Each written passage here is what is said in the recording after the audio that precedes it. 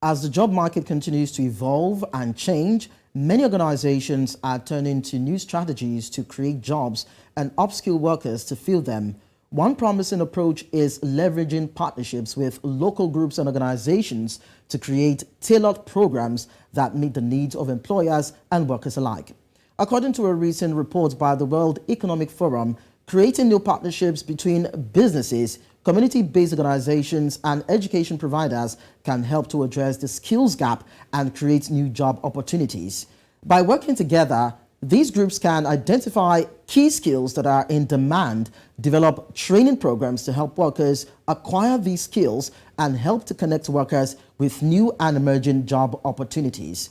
Organizations and businesses are now exploring new ways to create new job opportunities and upskill workers by turning to digital tools and technologies like learning apps and online training programs. And in conversations like this, Africa cannot be left behind.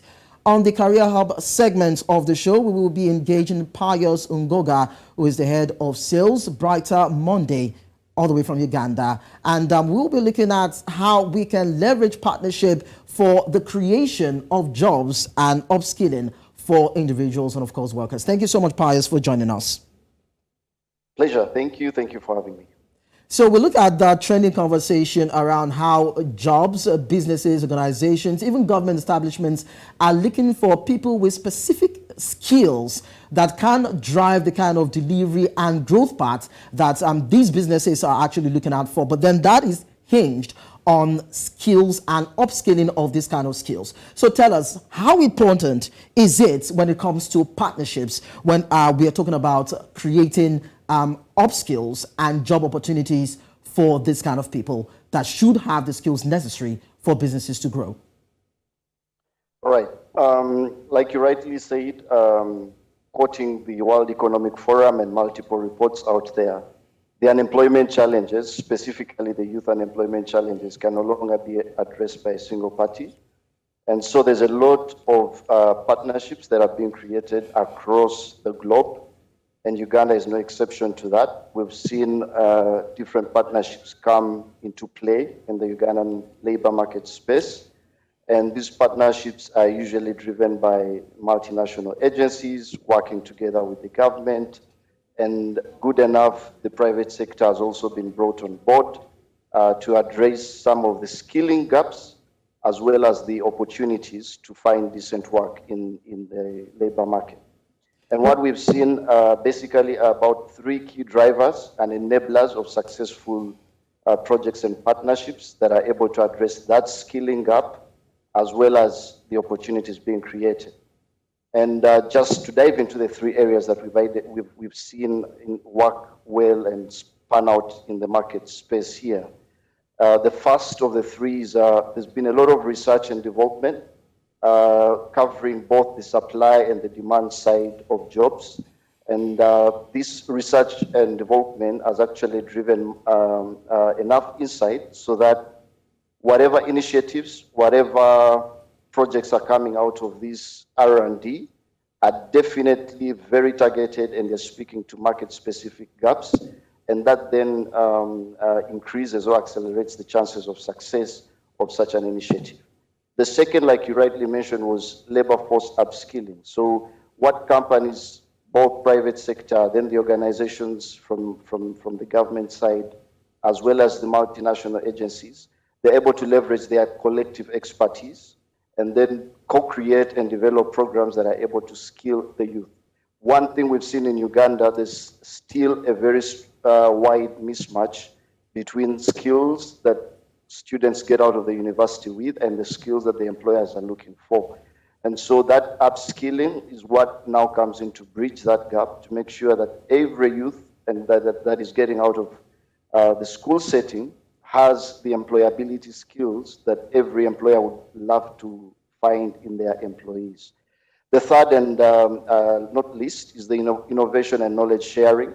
So we've seen agencies create platforms for social dialogue and then bring different partners and stakeholders together to discuss different reports, different market research insights, and then through that dialogue, there's different components that are able to come out We've also seen different innovation hubs and career hubs come on board, working together with different agencies to create a space for different students and youth coming out of the university to not only look out for formal employment, and maybe just for you to know, over 90% of the employment of the youth in Uganda still sits with the informal sector and self-employed space. So that creation and allowing enabling environment in terms of a space to create and advance the ideas and then monetize those ideas is also something that is picking up in Uganda to address this unemployment gap that we've been seeing. Pius, you've talked about students given educational opportunities and seeing how they can they can be skilled up in terms of learning the specific skills that they need so as they can fit in proper positions in different organizations. But then what about those who are already in the labor market, those who have come of age and are not or do not possess those skills? Do they still have the opportunities to learn these skills? Because, you know, we are talking about an evolving era, an evolving change where you have businesses, organizations who have goals that change in terms of demand and deliverables. So do they also have a space within this learning curve? Absolutely, absolutely, and like you rightly mentioned, the landscape is quickly changing, and the skills are evolving very fast as well. And so employers are also still working together with different agencies and organizations like BrighterMonday to make sure that even existing employees have that mindset, that open learning mindset, because I think it's very clear today that every single employee, wherever you are, whatever stage you are, being a lifelong learner, being adaptable, being open to learning a new skill set to advance your career and enable you to deliver on different expected outputs from your employer is a must-have. So the mindset shift has definitely taken shape, and it's increasing to take shape. And there's a lot of learning programs, both online and offline, that we are seeing different organizations take on in-house, but also work with different service providers to have external service provided to them. And so basic skills, especially with the new automation and AI and the changes in the tech space, are much needed, even for existing employees, besides those that are entering the labor market. So it's a very fast-growing trend to have existing employees skilled, and we're also seeing on the employee side a lot of initiative. So there's a lot of group cohort programs that we see in the market just coming to boot camps just to address different skill gaps or certain new technologies that are coming up, and then getting different members of different organizations to bring themselves up to speed. So there's initiative on both ends, from the employer and the employee side, to ensure that skilling is a continuous engagement and not a one-off as it used to be a few years ago. Yeah, talking about technology, we know that part of world evolution is, of course, the adoption of technologies by businesses and organizations to accelerate processes and, of course, deliverables to their multiple clients. But then how can we leverage the use of technology in terms of partnerships so as to create more job opportunities for the youthful African population?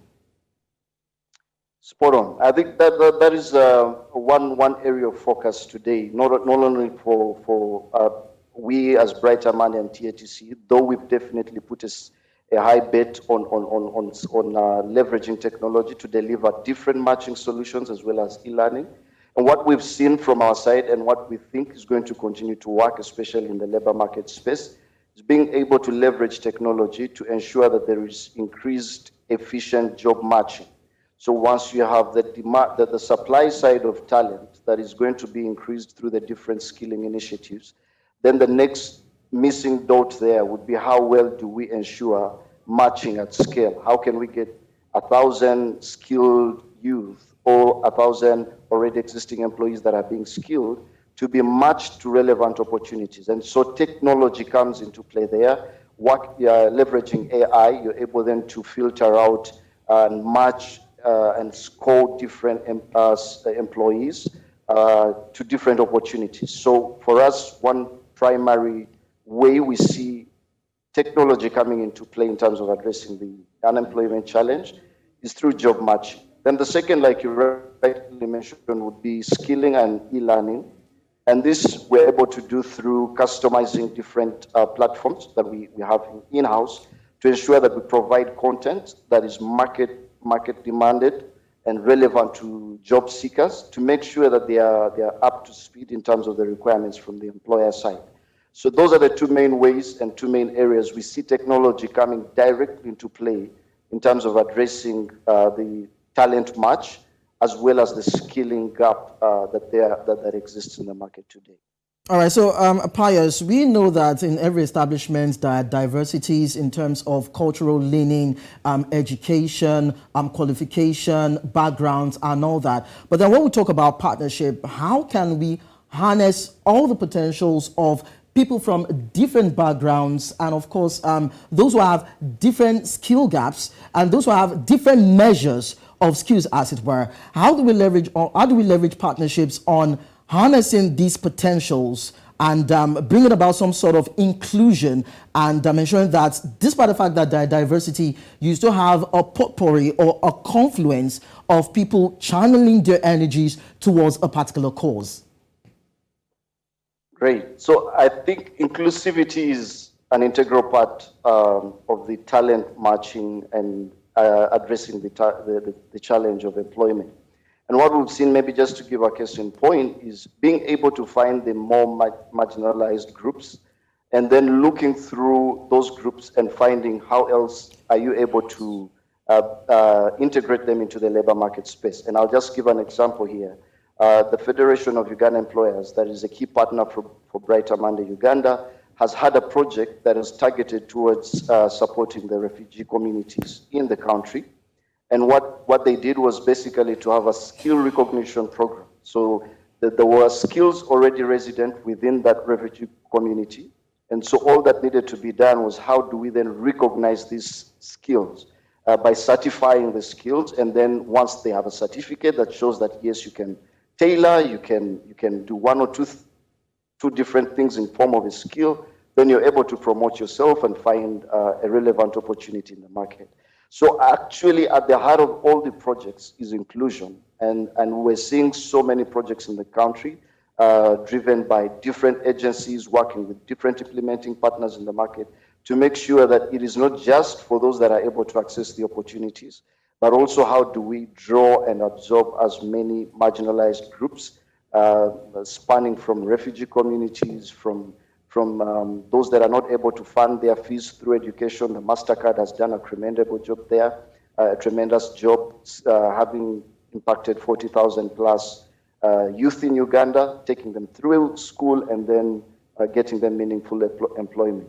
So it's very clear that the agenda and at the heart of the agenda to address youth employment in the country as unemployment and unemployment at large is making sure that inclusion remains at the heart of every initiative. All right, just in about a minute, I'd like to know, when you talk about skills development, job creation opportunities, and of course, forming partnerships, what are the critical factors that you think organizations should look out for? Just in about a minute.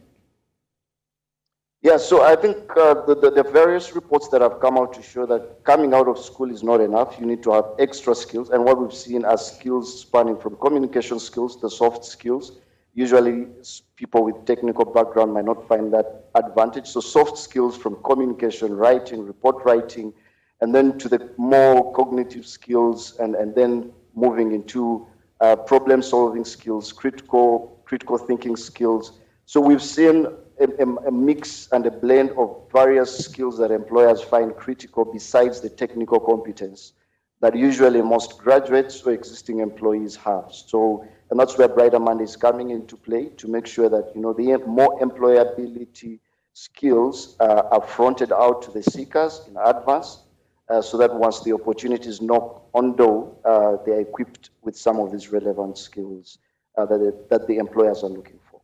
All right, thank you so much, Pius, for joining us. Pleasure. Thank you so much for having me. All right. Well, the key to attaining success for an individual or any organization is about collaboration and partnership. Bringing these two together can help these entities, so to speak, build a strong and a solid foundation in terms of business growth and the likes. And it's all about working together.